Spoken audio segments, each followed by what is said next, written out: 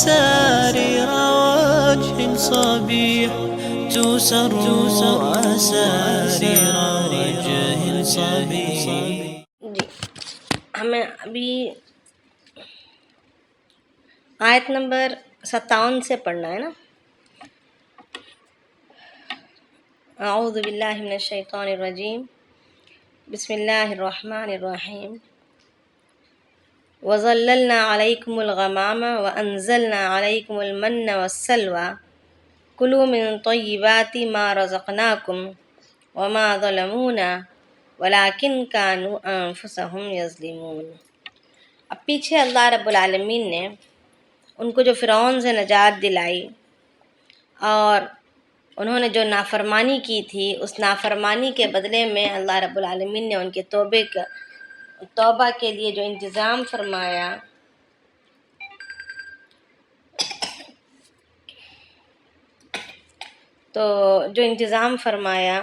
اس کے تعلق سے اللہ رب العالمین نے باتیں بتائیں کہ ان کے انعامات کو گنوائیں. مگر اب جو ہے اللہ رب العالمین ان پر جو دوسری ان کی بشری ضروریات کے تعلق سے جو ہے اللہ رب العالمین انعامات کو گنوانے کو جا رہے ہیں کہ یہ اصل میں ان کا وطن، بنی اسرائیلیوں کا وطن ملک شام تھا. تو مگر حضرت یوسف علیہ السلام کے زمانے میں یہ لوگ مصر آ گئے تھے، اور یوسف علیہ السلام کے زمانے میں یہ لوگ مصر آ گئے تھے اور یہیں پر رہ رہے تھے. پھر یوسف علیہ السلام کا دور ختم ہوا. پھر جب فرعون کا دور آیا تو ان پر مظالم ظلم ڈھائے جانے لگے، جسے ہم نے پیچھے کہا ہے کہ فرعون کو جب پتہ چلا کہ کوئی بنی اسرائیل میں ایک بچہ پیدا ہونے والا ہے اور وہ اس کے تخت کو گرا دے گا، تو اس کے نتیجے میں اس نے ظلم شروع کر دیے، سختیاں اور پابندیاں شروع کر دیں. تو بہرحال مصر جو ہے ان کا اصل وطن نہیں تھا، بلکہ شام ان کا اصل وطن تھا، اور وہاں پر عمالقہ نامی ایک قوم کا تسلط ہو گیا تھا. اب جب انہوں نے فرعون کے اس سے بچے، مظالم سے بچ گئے، فرعون غرق ہو گیا اور ان کو ذہنی طور پر سکون مل گیا، تو اللہ رب العالمین نے ان سے یوں کہا کہ ملک شام واپس جاؤ اور عمالقہ سے مقابلہ کرو اور اپنا شہر واپس لے لو. تو یہ لوگ چلے، ملک شام کے قریب تک پہنچے، مگر ملک شام میں دیکھا کہ وہاں کی حکومت کا زور، وہاں کی حکومت کی شان و شوکت، ان لوگوں کی طاقت، ان کی قوت، وہاں کی حکومت کی دیکھ کر ان کے ہاتھ پیر پھول گئے. تو انہوں نے صاف انکار کر دیا کہ تم اور تمہارا اللہ مل کے لڑ لینا، ہم سے یہ لڑائی نہیں ہوگی. یعنی موت کا ڈر ان لوگوں پر غالب تھا. آج بھی موت کا ڈر ان پر غالب ہے، حالانکہ اپنے آپ کو چنے ہوئے کہتے ہیں، مگر چنے ہوئے کہتے ہیں اور جنت کے حقدار کہتے ہیں. ان لوگوں کا یقین یہ ہے کہ کچھ دن تک ہمیں سزا ملے گی، پھر اس کے بعد جنت میں ہم داخل کر دیے جائیں گے، اگرچہ کہ ہمارے گناہ موجود ہوں، مگر کچھ دن کی سزا بھگتنے کے بعد ہم داخل کر دیے جائیں گے جنت میں، اس لیے کہ جنت کے حقدار صرف اور صرف ہم ہی ہیں. ان کا یہ سوچنا ہے. تو اب یہاں پر جب ان سے جنگ کرنے کو کہا گیا تو انہوں نے صاف منع کر دیا کہ نہیں، ہم سے جنگ ہونے کی نہیں، تم اور تمہارا اللہ مل کر لڑ لینا. تو اللہ رب العالمین نے ان کو اس کی سزا میں وادی تیہ میں بھٹکنے کو رکھ دیا. وہ وادی تیہ زیادہ بڑی ایک چٹیل میدان تھا، نہ وہاں پر کوئی درخت، نہ کوئی سایہ، یعنی ایک کھلا میدان تھا، کوئی مکانات نہیں، کوئی رہنے کی کوئی خاص جگہ نہیں، اور سورج کی گرمی سے بچنے کا بھی کوئی ٹھکانہ نہیں. تو ایسے ایک میدان میں اللہ رب العالمین نے انہیں پڑے رہنے کو دیا، اور تقریباً 40 سال تک اس میدان میں بھٹکتے رہے. یہ اپنے گھر واپس لوٹنے کے لیے دن میں چلتے، رات تک چلتے، جب رات کو کسی جگہ قیام کرتے اور واپس دن میں جب صبح ہوتی تو دوبارہ جب واپس چلنے کے لیے نکلتے تو یہ اپنے آپ کو وہیں پر پاتے جہاں سے انہوں نے چلنا شروع کیا تھا۔ اسی لیے اس وادی کا نام وادی تیہ رکھا گیا، اس لیے کہ وادیہ کے معنی ہیں پریشانی کے، بس پریشان حال رہے۔ حالانکہ وہ وادی کافی بڑی نہیں تھی، بلکہ صرف 10 میل کا رقبہ تھا اس کا، 10 میل لمبی چوڑی تھی، زیادہ لمبی بڑی نہیں تھی، مگر 40 سال تک اللہ رب العالمین نے ان کو بھٹکنے کے لیے اس میں رکھ دیا۔ اب جب یہ لوگ یہاں پر اس وادی تیہ میں جب انہوں نے بھوک کی شکایت کی، اب سائے کی شکایت کی، تو اللہ رب العالمین نے انہیں سائے کا انتظام فرمایا۔ اب اسی نعمت کو یہاں پر گنا رہے ہیں، وَظَلَّلْنَا عَلَيْكُمُ الْغَمَامَ، یعنی ہم نے تمہیں سایہ دیا، ہم نے تمہیں سایہ دیا۔ غمام کہتے ہیں یہ وہ آسمان، یعنی ایک سفید رنگ کا بادل تھا جو وادی تیہ میں ان کے سروں پر سایہ کیے ہوا تھا۔ روایتوں میں آتا ہے کہ بڑا سکون والا، بڑا اطمینان بخشنے والا یہ بادل تھا، یہ سفید رنگ کا تھا۔ بادل ویسے عموماً کالے ہوتے ہیں، مگر یہ سفید رنگ کا بادل تھا۔ یہ کوئی معمولی بادل نہیں ہے، بلکہ یہ وہی بادل ہے جس میں اللہ رب العالمین قیامت کے دن اپنے فرشتوں کے سمیت زمین پر قیامت کے میدان میں اتریں گے۔ آئندہ جب قیامت قائم ہوگی تو اسی میدان میں اللہ رب العالمین زمین پر اترے، مطلب قیامت کے محشر کے میدان میں نازل ہوں گے، اسی میدان کے اندر سے۔ جیسے اللہ رب العالمین اپنے پاک کلام میں فرماتے ہیں هل ينظرون الا ان ياتيهم الله في ظلل من الغمام، یعنی کیا اس کا انتظار ہے، کیا وہ اس کا انتظار کر رہے ہیں کہ اللہ تعالیٰ بادلوں میں نازل ہو جائے، سایوں میں آ جائے، یعنی سایوں میں آ جائے سے مراد قیامت کے دن جو اللہ تعالیٰ کا وعدہ ہے کہ وہ غمام میں آئے گا۔ پھر روایتوں میں یہ بھی آتا ہے کہ یہ وہ بادل ہے جس میں اللہ رب العالمین نے جس کے ذریعے سے موسیٰ علیہ السلام سے کلام بھی کیا، یعنی ایک خصوصی بادل ہے یہ۔ تو اس بادل کا سایہ اللہ رب العالمین نے ان کو دیا کہ یہ بادل ان پر دھوپ سے بچاؤ کے لیے سایہ کرتا رہا۔ پھر جو ہے کوئی پہاڑ کی اوٹ بھی اللہ رب العالمین نے انہیں دی تھی جس کی بھی چھاؤں ان پر پڑتی رہی۔ اب آگے اللہ رب العالمین فرما رہے ہیں وَأَنزَلْنَا عَلَيْكُمُ الْمَنَّ وَالسَّلْوَىٰ، کہ ہم نے نازل کیا ان کے لیے من اور سلویٰ کو۔ اب یہ من اور سلویٰ کیا ہے؟ انہوں نے جب بھوک کی شکایت کی تو موسیٰ علیہ السلام نے اللہ رب العالمین سے دعا کی، تو اللہ رب العالمین نے اس کے بدلے میں ان کے لیے ایک گوند کی شکل کی، کچھ روایتوں میں آتا ہے کہ شبنم کی شکل کی، ایک سفید گوند کے قسم کا، ایک سفید رنگ کا ایک چیز جو شہد سے زیادہ شیریں ہوتی ہے۔ روایتوں میں آتا ہے کہ شعبی رحمۃ اللہ علیہ فرماتے ہیں کہ جو تمہارا شہد ہے دنیا کا، وہ اس من کا 70واں حصہ ہے، یعنی شہد کے اندر جو مٹھاس ہے وہ صرف 70واں ایک حصہ ہے۔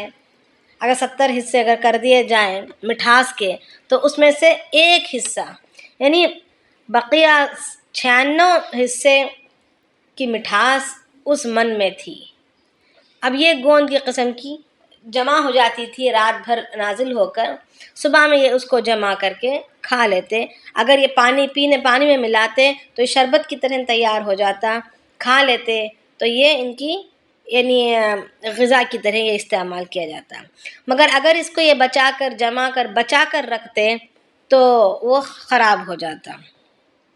پھر سلویٰ یہ تھا کہ بٹیریں جو ہے کبوتر کے کہتے ہیں، روایتوں میں آتا ہے کہ چڑیا سے تھوڑے کچھ بڑے پرندے، بعض روایتوں میں آتا ہے کہ کبوتر کے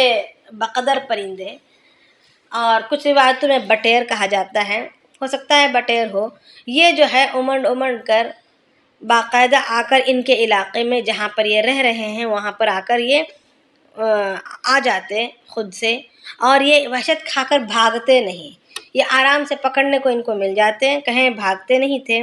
تو یہ جو ہے اسی کو پکڑ کر ذبح کر کے کھا لیتے تھے۔ یعنی اور روایتوں میں آتا ہے کہ جو مشروم ہے جس کو کھمبی بھی کہا جاتا ہے، یہ من کی ہی ایک قسم ہے، یعنی اللہ رب العالمین نے اس میں وہ تاثیر رکھی ہے صحت کے اعتبار سے صحت کے اعتبار سے کہ اس کے اندر اس کے کچھ اجزاء پائے جاتے ہیں۔ کچھ روایتوں میں آتا ہے کہ عجوا کھجور کے اندر بھی یہ چیزیں اللہ رب العالمین نے کچھ فوائد اس کے رکھے ہیں، جیسے من کے اندر کے جو فائدے ہیں اس میں کچھ اثرات اللہ رب العالمین نے عجوا میں بھی رکھے ہیں، اور عجوا کھجور میں جو ہے زہر کا تریاق ہے، اور کھمبی یعنی مشروم جو کہلایا جاتا ہے وہ اس کے اندر اللہ رب العالمین نے آنکھوں کی بینائی رکھی ہے، آنکھوں کے درد، آنکھوں کی بیماریوں کا علاج بھی رکھا ہے، مگر احتیاط سے اس کا استعمال یوں ہی نہیں کیا جائے گا۔ اس میں بہت سارے مطلب مشروم میں کچھ زہریلے بھی ہوتے ہیں، کچھ طبی فوائد کے ہوتے ہیں، تو اس کا احتیاط رکھنا ضروری ہے۔ جی مشروم کھایا جاتا ہے؟ ہاں کھانے کی چیز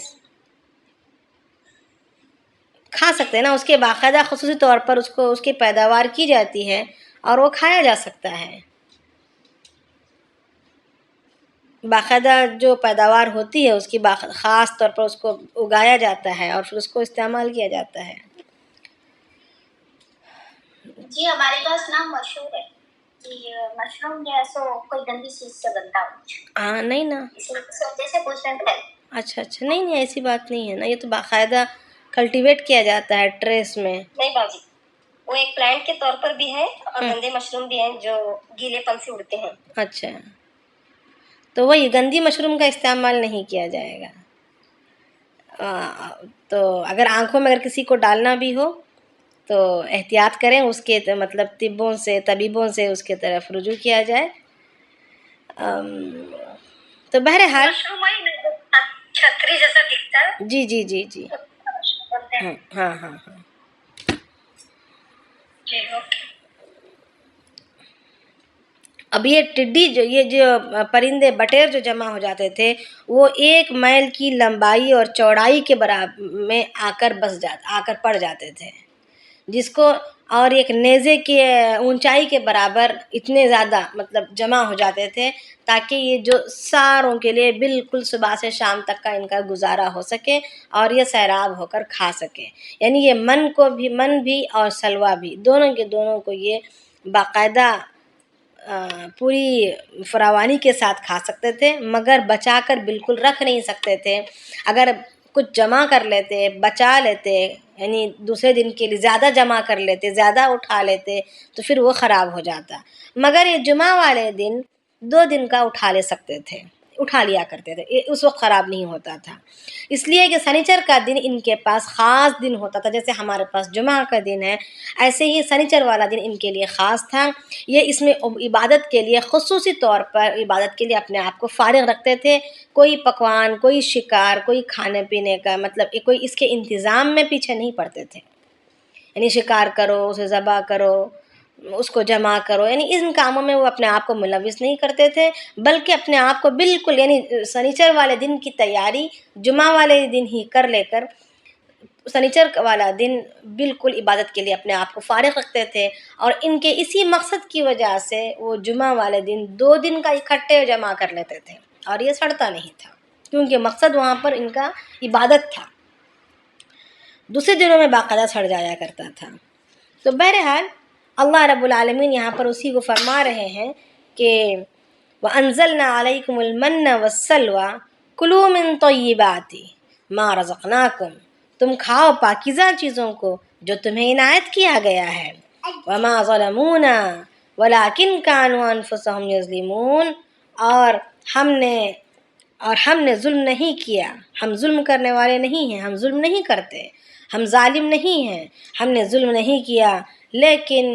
کانوا انفسہم یظلمون، لیکن وہ اپنے آپ پر ہی ظلم کرنے والے تھے، یعنی اپنے آپ پر ہی نافرمانیاں کر کے، حکم عدولیاں کر کے وہ اپنے آپ ظلم کو مول لیتے تھے، ظلم کر لیتے تھے اپنے آپ پر، مگر اللہ رب العالمین کی ذات جب تک فرمانبرداری بندہ کرتا رہے اللہ رب العالمین بالکل کسی کے ساتھ ظلم نہیں کرتے،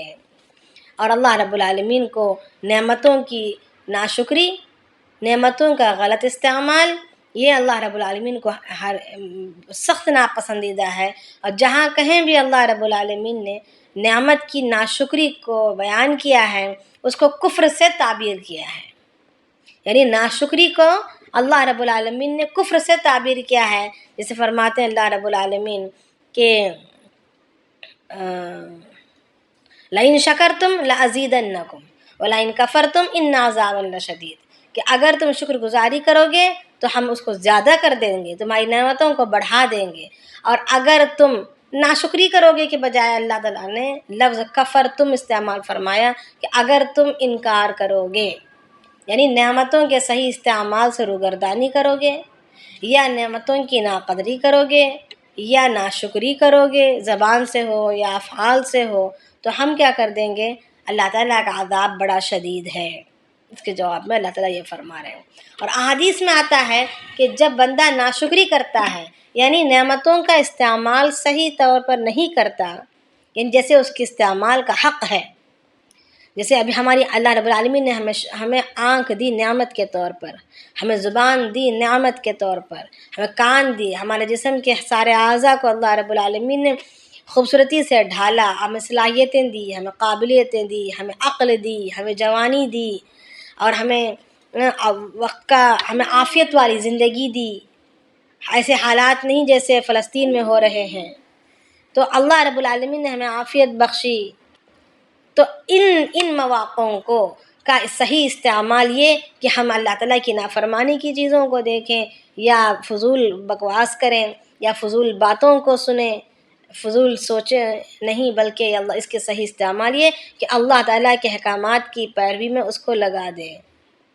اب حدیث قدسی اللہ رب العالمین فرماتے کہ اگر کوئی بندہ میری نعمتوں کی ناشکری کرتا ہے، میں نعمت ناشکری سے مراد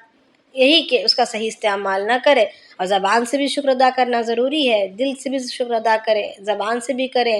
اور اس کے استعمال میں اپنے افعال سے بتائے، اپنی حرکتوں سے کہ شکر کیا ہے، اس کا صحیح استعمال کیا ہے۔ تو اللہ رب العالمین فرماتے ہیں کہ جو بندہ ناشکری کرتا ہے تو میں اس سے اس کی اس نعمتوں کو چھین کر کسی اور کو دے دیتا ہوں، یعنی قابلیتیں چھین لی جائیں گی، صلاحیتیں چھین لی جائیں گی۔ اللہ رب العالمین غفلتوں میں انسان کو اللہ رب العالمین ڈال دیں گے، پھر اس کی وہ صلاحیتیں اور وہ قابلیتیں، اس کے اندر کی وہ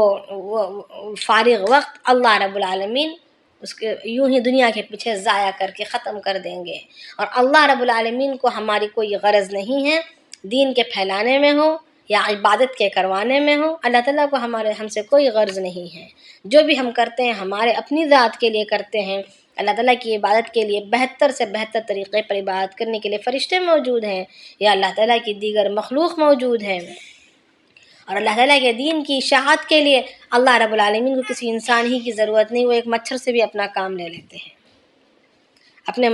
ایک معمولی سے مچھر سے بھی وہ اپنا کام لے لیتے ہیں، ہماری ضرورت نہیں ہے اللہ رب العالمین کو۔ تو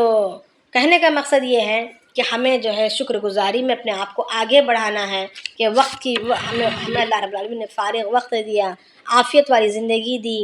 اسی طریقے سے صحت دی، جوانی دی، اور ہمارے جسم کے اعضاء کو سلامتی بخشی، تو اس سب کے نتیجے میں ہمارے لیے ضروری ہے کہ ہم اللہ رب العالمین کی اطاعت و فرمانبرداری میں آگے سے آگے بڑھیں۔ اب آگے اللہ رب العالمین فرما رہے ہیں کہ 40 سال تک یہ سرگرداں پھرتے رہے، اس کے بعد اللہ رب العالمین فرما رہے ہیں وَإِذْ قُلْنَا ادْخُلُوا هَٰذِهِ الْقَرْيَةَ فَكُلُوا مِنْهَا حَيْثُ شِئْتُمْ رَغَدًا وَادْخُلُوا الْبَابَ سُجَّدًا وَقُولُوا حِطَّةٌ نَغْفِرْ لَكُمْ خَطَايَاكُمْ وَسَنَزِيدُ الْمُحْسِنِينَ۔ اب یہاں پر قرآن شریف جو ہے کوئی قصہ بیان کرنے والی کتاب نہیں ہے، اسٹوری بک نہیں ہے کہ یہاں پر قصہ گوئی ہو رہی ہو اور ایک آرڈر میں قصہ بیان کیا جا رہا ہو، پہلے کیا ہوا، بعد میں کیا ہوا، پھر بعد میں کیا ہوا۔ یہ قصہ بیان کرنے والی کتاب نہیں ہے، یہ ایک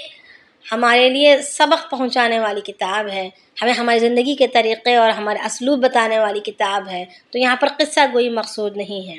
اب یہاں پر اللہ رب العالمین درمیان میں کہہ رہے ہیں وَإِذْ قُلْنَا ادْخُلُوا هَٰذِهِ الْقَرْيَةَ، یعنی اب اس کے پہلے کیا ہوا تھا وہ آیات بعد میں آ رہی ہیں۔ اس لیے میں یہاں پر یہ بتا رہی ہوں کہ قرآن قصہ بتانے والی کتاب نہیں ہے. اگر واقعہ تھوڑا آگے پیچھے ہو جائے تو ہمیں اس پریشانی میں نہیں رہنا ہے کہ یہ آیتیں تو پہلے آئی ہیں، واقعہ بعد میں بیان ہو رہا ہے. یہ اس لیے کہ اللہ رب العالمین یہاں پر قصہ بیان کرنا مقصود نہیں بلکہ ہمیں سبق دینا مقصود ہے. تو اصل میں بات یہ ہوئی تھی، اصل میں واقعہ یہ تھا کہ یہ لوگ کھاتے رہے مزے سے، بغیر کسی محنت کے، بغیر کسی پریشانی کے. انہیں ان کے پیروں کے پاس من و سلوہ آ جاتا تھا، بس جمع کر لینا تھا، کھا لینا تھا، اور بغیر کسی فکر کے باقاعدہ آ جایا کرتا تھا. مگر یہ لوگ کہنے لگے، آگے آیتیں آ رہی ہیں، جیسے آگے کی آیت ہے وَإِذْ قُلْتُمْ يَا مُوسَىٰ لَن نَّصْبِرَ عَلَىٰ طَعَامٍ وَاحِدٍ فَادْعُ لَنَا رَبَّكَ يُخْرِجْ لَنَا مِمَّا تُنبِتُ الْأَرْضُ مِن بَقْلِهَا. یعنی جیسے آیت نمبر 61 ہے، آیت نمبر 61 میں ہے، دیکھیں یہ والا واقعہ یہاں پر پہلے پیش آیا ہے کہ ان لوگوں نے کہا کہ اے موسیٰ، ہم ایک ہی کھانا کھا کر اکتا گئے ہیں، ہمیں جو ہے دوسری چیزیں کھانے کے لیے چاہیے، جیسے گیہوں چاہیے، مسور چاہیے، پیاز چاہیے، یعنی اس قسم کی ہمیں چیزیں چاہیے تاکہ ہم اس کو کھائیں. ہم ایک ہی چیز کو کھا کر ہم اگتا گئے ہیں، ہم نہیں کھا سکتے. تو اللہ رب العالمین نے اس کے جواب میں یوں کہا کہ وَإِذْ قُلْنَا ادْخُلُوا هَٰذِهِ الْقَرْيَةَ، تم داخل ہو جاؤ اس شہر میں تم داخل ہو جاؤ. فَكُلُوا مِنْهَا حَيْثُ شِئْتُمْ، تو تم کھاؤ وہاں پر جتنا چاہو، رغداً یعنی جتنا چاہو سیراب ہو کر کھاؤ، جہاں سے چاہو کھاؤ. وَادْخُلُوا الْبَابَ سُجَّدًا، اور تم داخل ہو اس دروازے میں سجدے کی حالت میں داخل ہو. مگر داخل ہونے کے لیے ایک شرط رکھی کہ اس شہر میں داخل ہو، کیونکہ روایتوں میں آتا ہے کہ وہ بیت المقدس کا شہر تھا، کچھ روایتوں میں آتا ہے کہ مصر شہر تھا. بہرحال اللہ رب العالمین نے ان کی سرکشیاں تو ان کے خون میں، ان کے رگ اور ریشے میں بسی ہوئی تھی، تو اللہ رب العالمین وہاں ان کے لیے پابندیاں بھی برابر لگایا کرتے تھے ان کی سرکشیوں کو توڑنے کے لیے. تو اللہ رب العالمین نے فرمایا کہ تم داخل ہو جاؤ اس قریے میں اور کھاؤ وہاں سے بافراغت. مگر داخل ہونے کا طریقہ کیا ہے کہ تم داخل ہو دروازے میں سجدہ، سجدے کی حالت میں. اب روایتوں میں آتا ہے کہ سجدے کی حالت کی کیفیت کیسی ہوگی، سجدے کی حالت سے کیسے داخل ہوں گے، سجدہ کرتے ہوئے کیسے داخل ہوں گے. یہ تو ایک فعلی طور پر یعنی پریکٹیکلی یہ ناممکن بات ہے. تو اب یہاں پر جو ہے روایتوں میں آتا ہے کہ عاجزی کے ساتھ اپنے سروں کو جھکاتے ہوئے، کچھ روایتوں میں آتا ہے کہ رکوع کے طور پر اپنے آپ کو جھکاتے ہوئے داخل ہو. اور وہ قبلے کی طرف یعنی بیت المقدس کی طرف اس کا دروازہ تھا، یعنی قبلے ہی کی طرف، مطلب اس وقت بیت المقدس ہی قبلہ تھا تو قبلے کی طرف رخ تھا. تو داخل ہو رہے ہیں تو عاجزی کے ساتھ، انکساری کے ساتھ، بڑے ادب و احترام کے ساتھ داخل ہو. اور داخل ہوتے وقت ان کے زبان پر انہیں یہ ذکر دیا گیا کہ وَقُولُوا حِطَّةٌ نَغْفِرْ لَكُمْ خَطَايَاكُمْ، اور کہو حِطَّةٌ یعنی معافی، اے اللہ ہمیں بخش دے، اے اللہ ہمیں معاف کر دے، یعنی بخشش چاہتے ہوئے. یعنی انہوں نے بخشش کس بات کی چاہنے کو کہا جا رہا ہے کہ انہوں نے اللہ تعالیٰ کی جانب سے جو آسمان سے جو ان کے لیے کھانا اتر رہا تھا اس کے بجائے انہوں نے دوسرے کھانے کو مانگے، یعنی ایک طرح سے بے ادبی کی، ناقدری کی، اور اس پر اکتاہٹ ظاہر کی اللہ تعالیٰ کی اتنی بڑی نعمت کی. تو اللہ رب العالمین فرما رہے ہیں کہ میں تمہیں معاف کر دوں گا، کوئی بات نہیں ہے، میں تمہیں معاف کر دوں گا، تمہیں بخش دوں گا تمہاری اس غلطی کو. مگر تم یہ کہ بخشش چاہتے ہوئے، معافی چاہتے ہوئے، سجدے کی حالت میں، سجدے کی طرح اپنے آپ کا حلیہ بناتے ہوئے اس میں شہر میں داخل ہو. حِطَّةٌ حِطَّةٌ حِطَّةٌ کا ذکر کرتے ہوئے داخل ہونا ہے. تو میں کیا کروں گا، نغفر لکم، بخش دوں گا تمہارے لیے، خطایاکم، تمہارے خطاؤں کو، وسنزید المحسنین، اور ہم احسان کرنے والوں یعنی نیکی کرنے والوں کو ہم زیادہ دیں گے اور زیادہ نعمتیں دیں گے. کس کو؟ محسنین کو. محسنین سے مراد نیکی کرنے والے، نیکی کرنے والوں کو ہم جو ہے انعامات میں اضافہ کریں گے.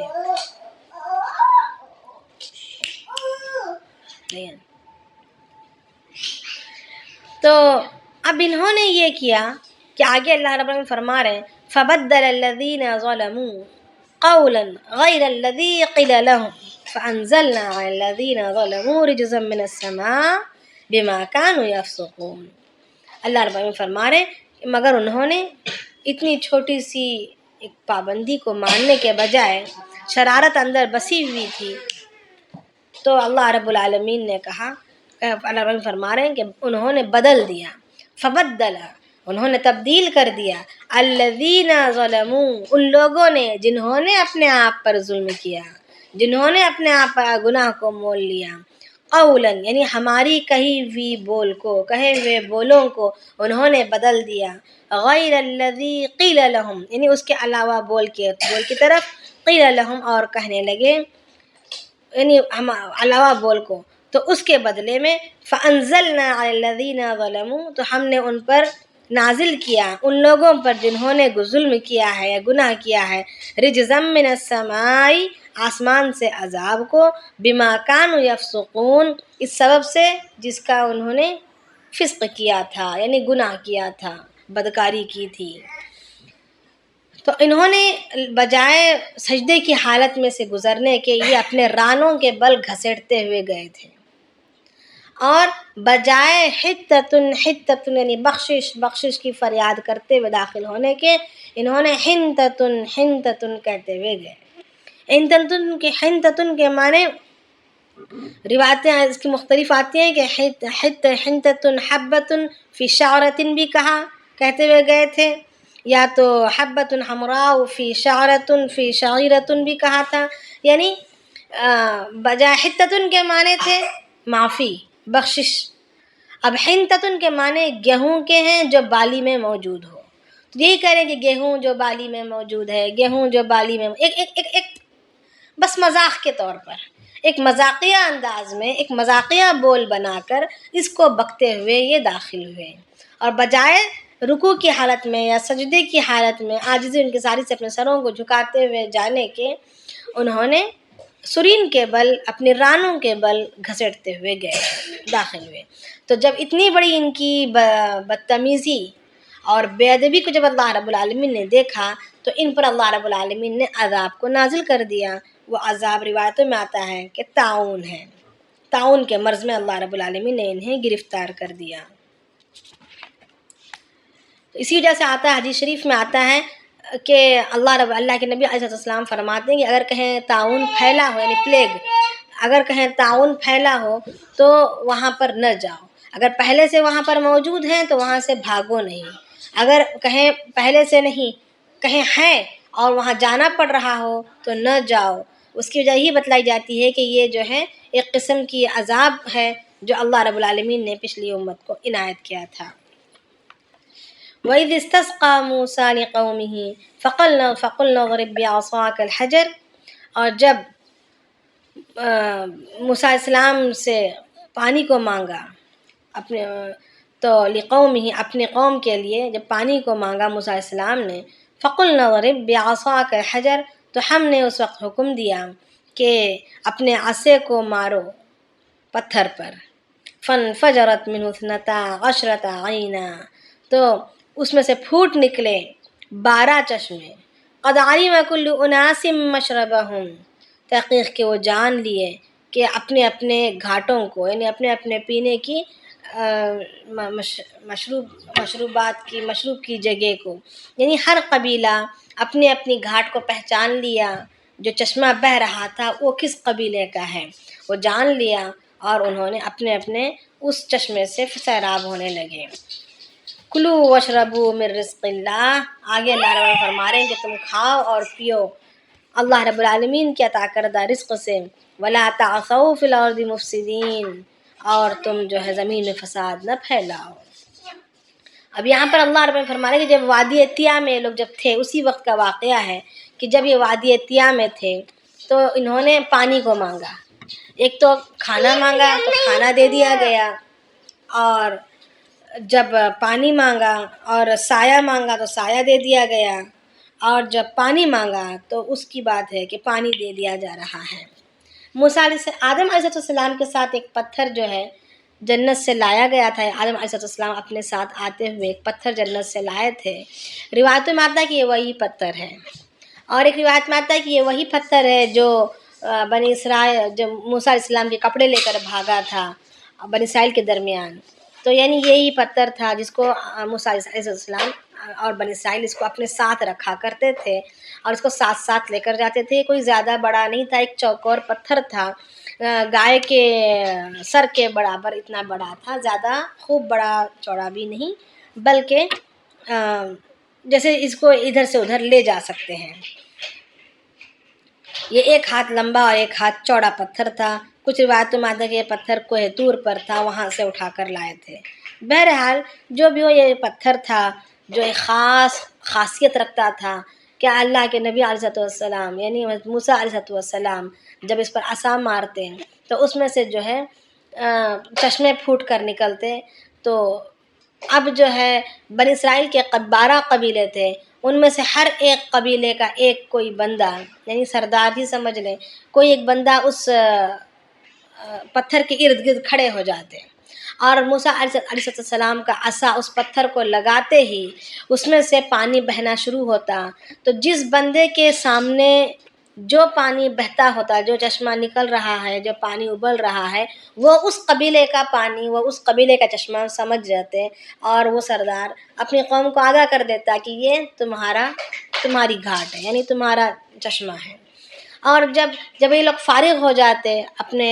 جانوروں کو، اپنے ضرورتوں کو، سب کچھ کو پورا کر کے جب فارغ ہو جاتے تو پھر دوبارہ جو ہے اس لاٹھی کو، موسیٰ علیہ السلام کی لاٹھی کو اس پتھر کو لگاتے تو پھر وہ پتھر سے پانی نکلنا بند ہو جاتا۔ کہیں ان کو جانا ہوتا تو اسی پتھر کو اٹھا کر لے جاتے، پھر وہاں رکھ کر اپنا پانی، جب بھی پانی کی ضرورت پڑتی تو عصے کو لگاتے، پانی نکلنا شروع ہو جاتا تھا۔ تو اللہ رب العالمین وہی فرما رہے ہیں وَإِذِ اسْتَسْقَىٰ مُوسَىٰ لِقَوْمِهِ، جب شروع میں جب پانی مانگا موسیٰ علیہ السلام نے اپنی قوم کے لیے، فَقُلْنَا اضْرِب بِعَصَاكَ الْحَجَرَ، تو ہم نے کہا کہ اضرب، کہ تم مارو، بعصاک، تمہارے لاٹھی کو، تمہارے عصا کو پتھر سے، فَانْفَجَرَتْ مِنْهُ اثْنَتَا عَشْرَةَ عَيْنًا، تو اس سے ہم نے کیا پھوٹ نکالا، 12 چشموں کو بہہ نکلے۔ قَدْ عَلِمَ كُلُّ أُنَاسٍ مَّشْرَبَهُمْ، تحقیق کہ ہر کسی نے، ہر گروہ نے جان لیا اپنے پینے کی گھاٹوں کو۔ کلو وشربو، اب اللہ فرما رہے ہیں کہ تم پیو اور تم کھاؤ، تم کھاؤ اور تم پیو، یعنی من سلوا کو کھاؤ اور اس چشموں سے نکلنے والے پانی کو پیو، من رزق اللہ، اللہ کی عطا کردہ رزق سے، ولا تعثوا فی الارض مفسدین، اس کے بدلے میں صرف ایک ہی چیز چاہ رہے ہیں، وہ یہ کہ زمین پر فساد نہ کرو۔ آج دنیا میں جتنا بھی فساد پھیلا ہوا ہے یہ بنی اسرائیل ہی کی جانب سے پھیلا ہوا ہے نا، ہر ایک چیز میں انہوں نے فساد کر کے رکھا ہے، اور فساد ہی کی ان کی غرض رہی، شروع سے فساد کی غرض رہی۔ انہوں نے ہم تک اپنے فساد کو پھیلانے کے لیے ساری فوڈ انڈسٹری کو انہوں نے اپنے قبضے میں لے لیا، کھانے کے ایجادات، انہوں نے طرح طرح کے کھانے ہمارے سامنے پیش کیے اور ہم ان کے کھانوں کے غلام بن کر اس کے پیچھے، ہماری نئی نسل ان کھانوں کے پیچھے پڑ گئی۔ اب انہوں نے ان کھانوں کے ذریعے سے ہمیں اپنا غلام بنا لیا، اب وہ ہمیں اپنی انگلیوں پر نچانا چاہ رہے ہیں۔ ہماری عقلیں کہاں چلی گئیں کہ اللہ رب العالمین نے ساری دنیا میں زمین کو پھیلا رکھا ہے، ہر زمین کے اندر اللہ رب العالمین نے پیداوار کی طاقت دی ہے، کاشتکاری کی جا سکتی ہے، اور اس سے جو ہے قدرتی طور پر اللہ رب العالمین ہمیں روزیاں پہنچاتے ہیں۔ تو اس روزیوں پر قناعت کرنے کے بجائے ہم نے ہماری نئی نسل کو اسرائیلیوں کے حوالے کر دیا، اور ان کی مرضی کے مطابق ہم کھا رہے ہیں، ان کی مرضیوں کے مطابق ہم پی رہے ہیں، ان کی مرضیوں کے مطابق ہم اپنا اوڑھنا، ہمارا پہننا اور اوڑھنا بنا لیا۔ تو پھر اللہ کی مدد ہمارے ساتھ کہاں سے آئے گی؟ کہاں سے اللہ کی مدد آئے گی؟ ہمیں تو یہ چاہیے تھا کہ ہم اللہ کے بندے ہیں، اللہ کی زمین سے ہم فائدے اٹھائیں گے، اللہ رب العالمین کے طریقے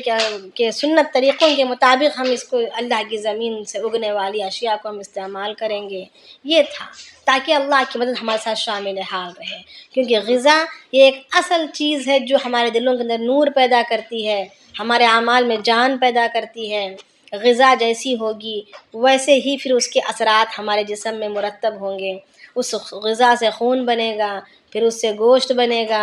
پھر اس سے قوتیں آئیں گی۔ تو اگر وہ پاکیزہ اور مبارک ہوگا، وہ نورانی ہوگا، وہ ایمانداروں کے ہاتھ سے بنا ہوا ہوگا، وہ اخلاص سے بنا ہوا ہوگا، تو پھر اس کے اندر پھر وہ اثرات آئیں گے،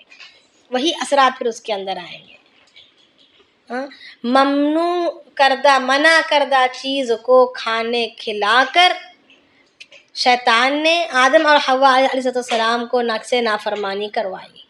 کسی اور وجہ نہیں بنی، کوئی اور وجہ نہیں بنی، کھانے سے ہی شروعات ہوئی نافرمانی کی کہ منع کردہ چیز کو کھلایا گیا۔ اس کے نتیجے میں اثر کیا تبدیل ہوا کہ منع کردہ چیز پیٹ میں گئی تو فوراً بے شرمی کپڑوں کی مطلب کپڑے اتر گئے،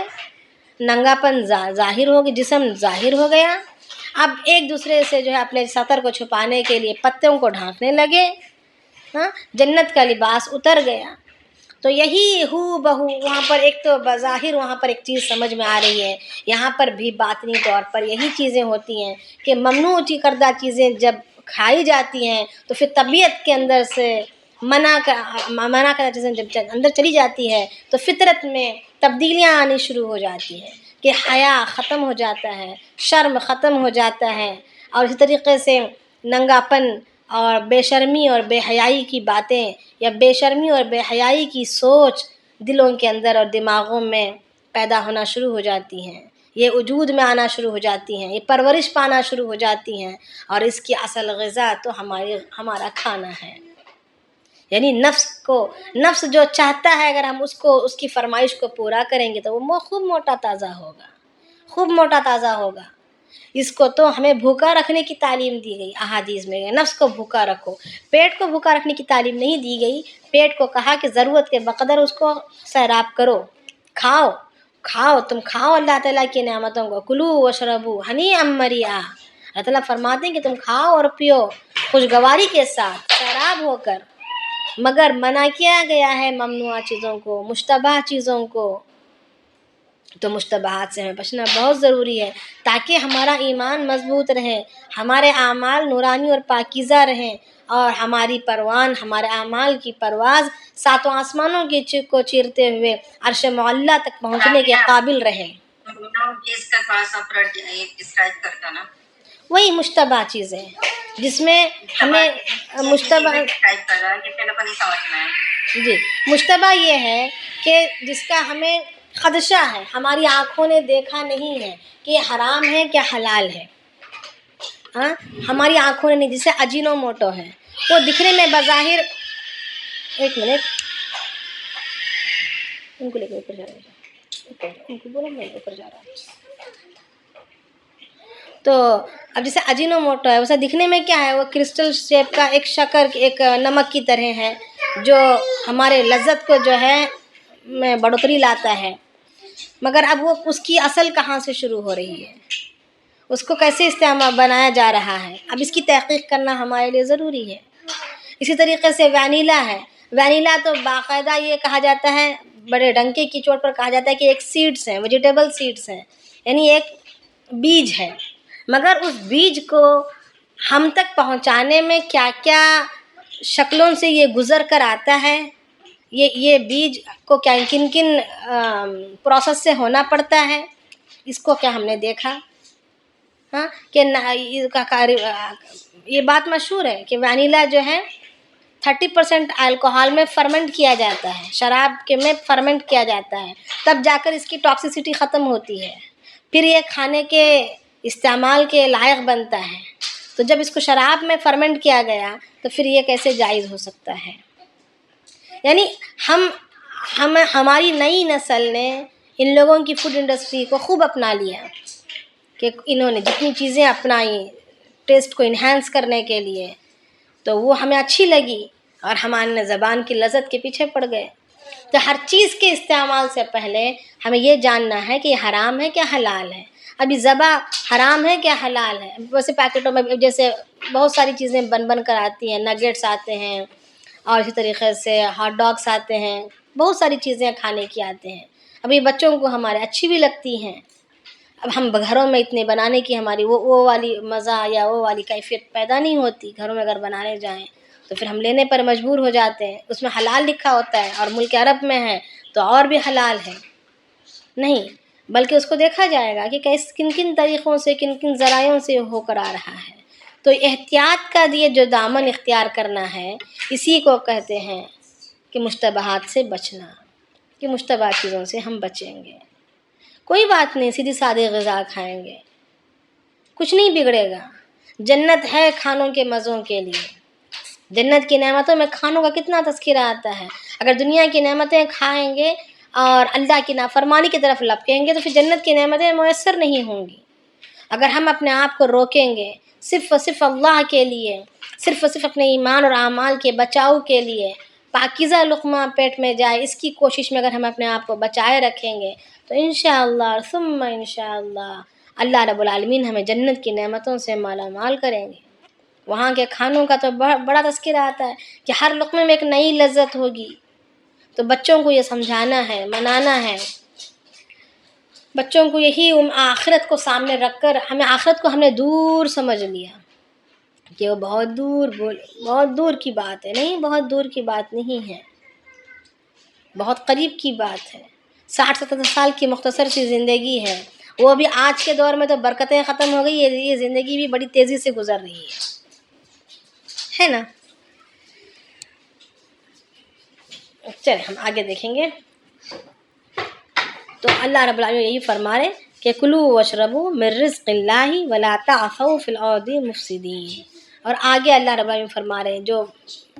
آگے کی آیت ہے، وَإِذْ قُلْتُمْ يَا مُوسَىٰ، جب تم نے کہا ہے موسیٰ، لَن نَّصْبِرَ عَلَىٰ طَعَامٍ وَاحِدٍ، کہ ہم ہرگز صبر نہیں کریں گے ایک کھانے پر، ہم ہرگز صبر نہیں کریں گے ایک کھانے پر، فَادْعُ لَنَا، آپ ہمارے لیے دعا کیجئے، ربک، تمہارے رب سے، یخرج لنا مما تنبت الارض من بقلها وقثائها وفومها وعدسها وبصلها، کہہ رہے کہ وہ ہمارے لیے نکالے، مما تنبت الارض یعنی جو زمین کی پیداوار میں سے ہے، من بقلها یعنی ساگ یعنی پتے والی سبزیاں، وقثائها اور ککڑی، وفومها اور گیہوں، وعدسها اور مسور، وبصلها اور پیاز۔ قال، اللہ کا تو موسیٰ علیہ السلام کہنے لگے، اتستبدلون الذی وادنا بالذی وخیر، کیا تم بدل دینا چاہتے ہو ادنا چیز سے اس چیز کے بدلے جو زیادہ بہتر ہے، یعنی بہتر چیز کو چھوڑ کر تم ایک ادنا سے اس کو ایکسچینج کرنا چاہتے ہو، بدل دینا چاہتے ہو۔ اللہ تعالیٰ فرما رہے ہیں اہبطوا مصرا، تم اترو مصر میں یعنی شہر میں۔ اب یہ شہر مصر ہی ہے یا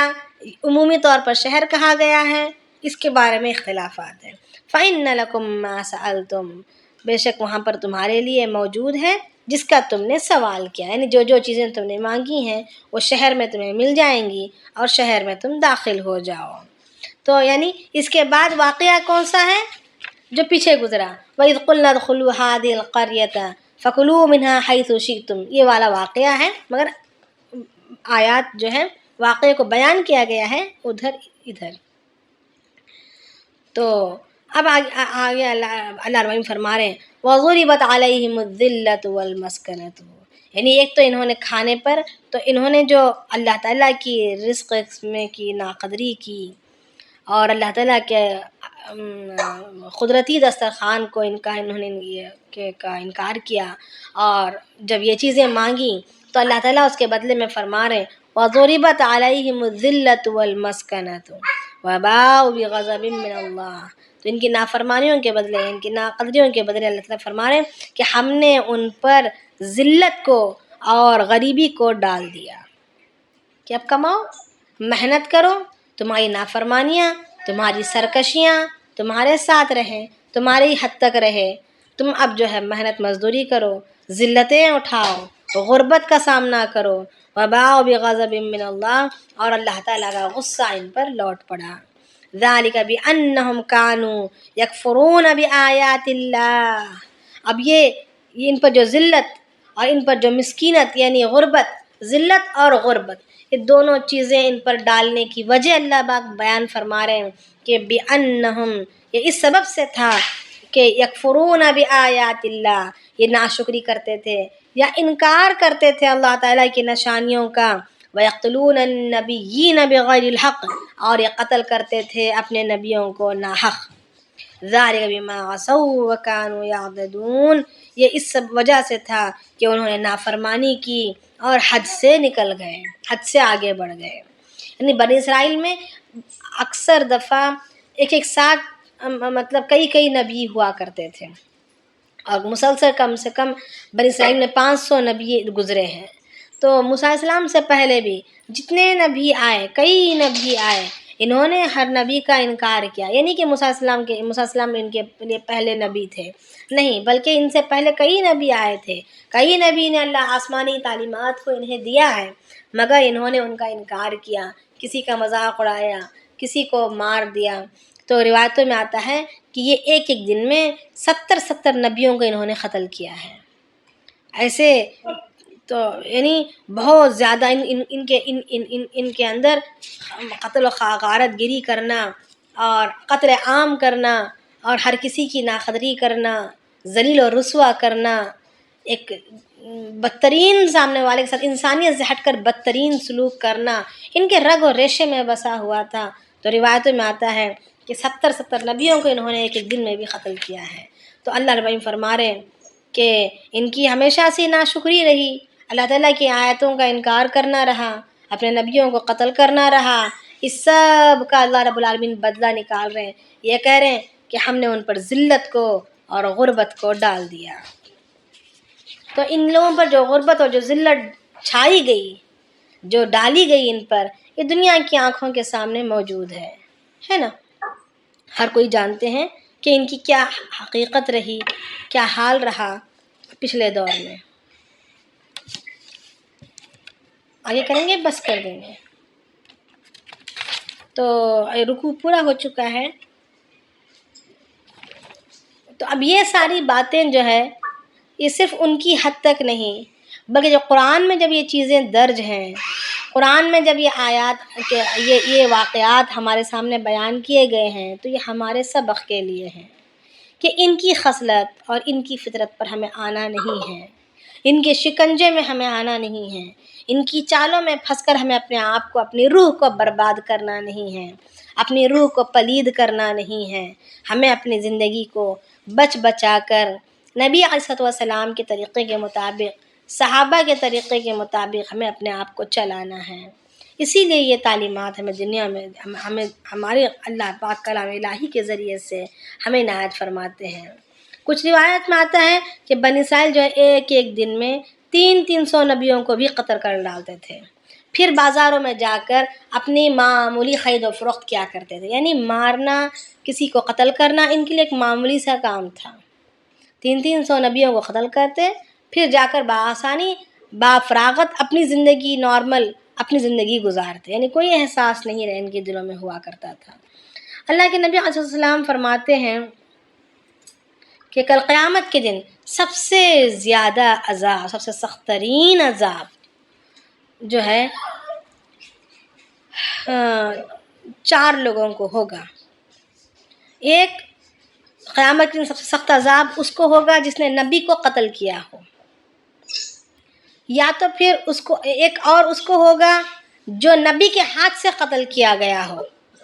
یعنی نبی نے اس کو قتل کیا تو کتنا خبیث ترین اور کتنا بدترین شخص ہوگا کہ نبی کے ہاتھ سے وہ مارا گیا ہے. تو ایک خود نبی کو قتل کرنے والا، دوسرا نبی کے ہاتھوں قتل ہونے والا، اور تیسرا جو ہے گمراہی کو عام کرنے والا. یعنی جو شریعت، جو دین، جو نبی کا طریقہ، جو اللہ کا حکم ہمارے درمیان رائج ہے قرآن و حدیث کی روشنی میں، اس کو چھوڑ کر کوئی ایک نئی بات، دین سے ہٹ کر غیروں کے طریقے پر کوئی بات کو رائج کر دے، کوئی بات کو عام کر دے، کسی چیز کا وہ امام بن جائے، پھر اس کے پیچھے لوگ چل پڑے، یعنی گمراہی کا امام،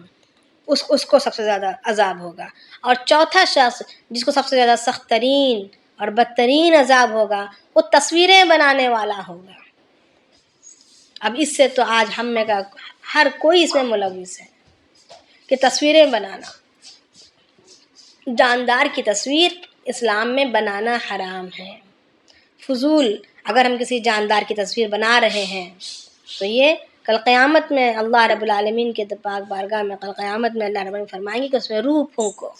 روح پھونکنے کا حکم دیا جائے گا، مگر بندے کے پاس روح کہاں؟ وہ خود ہی اللہ کی دی ہوئی روح پر گزارا کر رہا ہے، اس کے پاس روح کہاں جو کسی اور میں ڈالے؟ تو یعنی اس طریقے سے اس کے ساتھ اللہ رب العالمین جیسے موبائل پہ فوٹو لینا یہ سب لینا یہ بھی شامل ہے؟ ہاں شامل ہوگا، نہیں لینا چاہیے۔ ہاں اگر کوئی ضرورت ہو، ضرورت کے تحت اجازت دی جاتی ہے، مگر فضول یادگار کے لیے، یادوں کے لیے، یہ فضول جو ہے ہماری جو ہے فوٹو ڈرائنگ وغیرہ بنانے بولتا ہے بچہ لوگ کو، ہاں وہ بات ہو رہی ہے، وہی ضرورت کی چیز ضرورت پر کر سکتے ہیں، ضرورت پر کر سکتے ہیں، مگر ضرورت کے علاوہ جو فضول ہم لیتے ہیں، اپنے موبائلوں کو بھر رہے ہیں یا گھروں میں تصویریں لٹکا رہے ہیں، اس کے البمز بنا رہے ہیں، فریم کر کے گھروں میں لگاتے ہیں، یہ سب جو ہے فرشتوں کو دور کرنے والی چیزیں ہیں۔ جس گھر میں تصویر ہوگی، چاہے وہ کسی بھی جاندار کی ہو، پرند کی ہو، چرند کی ہو، یا کسی جانور کی ہو، یعنی جان رکھنے والی، چاہے وہ انسان کی ہو، جان رکھنے والی کسی چیز کی اگر تصویر اگر گھر میں ہوگی تو فرشتے ہرگز گھر میں داخل نہیں ہوں گے۔ پھر اس کے علاوہ اللہ رب العالمین کل قیامت میں اس کے لیے سخت عذابات ہوں گے ان لوگوں کے لیے جو تصویر بنانے والے ہیں۔ تو یہاں پر اللہ کے نبی صلی اللہ علیہ وسلم نے صاف فرما دیا کہ 4 لوگوں کو سب سے زیادہ سخت ترین عذاب ہوگا۔ ایک جس نے نبی کو قتل کیا، دوسرا جو نبی کے ہاتھوں سے قتل ہوا، تیسرا گمراہی کا جو ذریعہ بنا، اور چوتھا تصویریں بنانے والا۔ تو اللہ پاک ہمیں سب سے ہماری حفاظت فرمائے اور ہمیں بچنے کی پوری توفیق دے، بات ہمیں سمجھا دے، ہماری سمجھ میں بات آ جائے اور ہمیں عمل کرنا ہمارے لیے آسان ہو جائے۔ سبحان اللہ وبحمدہ، سبحانک اللہم وبحمدک، نشہد ان لا الہ الا انت، نستغفرک ونتوب الیک۔ سبحان ربک رب العزۃ عما یصفون، وسلام علی المرسلین، والحمد للہ رب العالمین۔ تقال العثار العظام به ويعود الهوى ككبش ذبيح، بذكر الإله تطيب الحياة، تسر أسارير وجه صبيح، تسر أسارير وجه صبيح.